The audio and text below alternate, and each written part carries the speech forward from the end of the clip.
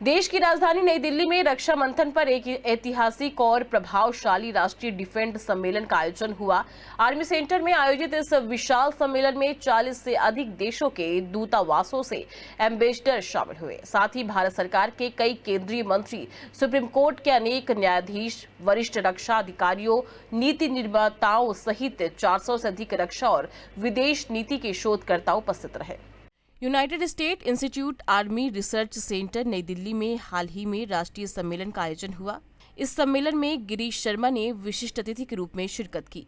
कार्यक्रम में भारत सरकार की पूर्व विदेश राज्य मंत्री और सुप्रीम कोर्ट की वरिष्ठ अधिवक्ता मीनाक्षी लेखी ने भारत की अंतर्राष्ट्रीय नीति, सांस्कृतिक कूटनीति और सुरक्षा रणनीतियों पर विस्तृत विचार विमर्श किया। We need to sell and buy also many a times because we are used to be one of the largest importers of the arms itself because we were not manufacturing that much. वहीं सम्मेलन में विशिष्ट अतिथि गिरीश शर्मा ने उपस्थित जनों को संबोधित किया। कहा कि यह मंच न केवल भारत की रक्षा नीति और कूटनीति की शक्ति को दर्शाता है, बल्कि हमारी सांस्कृतिक विरासत और धर्म आधारित दृष्टिकोण को भी वैश्विक स्तर पर स्थापित करता है। और गिरीश शर्मा ने सम्मेलन के लिए रुद्राक्ष धर्म प्रकाश ठाकुर और उनकी पूरी टीम को बधाई और शुभकामनाएं दी।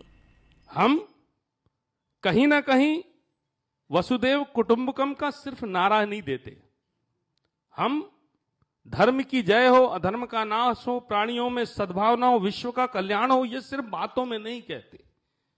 कोविड वैक्सीन बनी ना, 90 से 100 देशों को दी है। हमने उस समय खुद की तो रक्षा की, लेकिन वो देश जो उन चीजों में सक्षम नहीं थे, उस समय ये रक्षा तंत्र हमारा उन देशों तक भी पहुंचा। कहीं ना कहीं हम सही भावना से वसुदेव पूरी दुनिया को धर्म की जय हो, अधर्म का नाश हो, विश्व का कल्याण हो। इस समारोह में शामिल आयोजकों ने बताया कि सुप्रीम कोर्ट के पूर्व न्यायाधीशों, विभिन्न देशों के राजदूतों, वरिष्ठ रक्षा विशेषज्ञों और उच्च न्यायिक अधिकारियों के साथ भी संवाद स्थापित किया।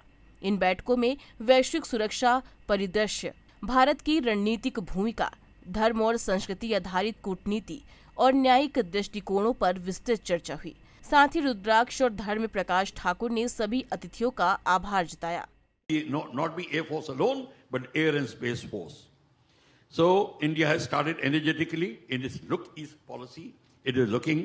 We are already having plans with Myanmar. रक्षा मंथन ने भारत की आत्मनिर्भर, सांस्कृतिक और सशक्त रणनीति को वैश्विक पटल पर एक नए रूप में प्रस्तुत करने का कार्य किया है।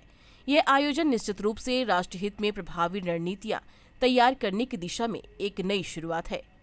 EMT न्यूज के लिए दिल्ली से खास रिपोर्ट।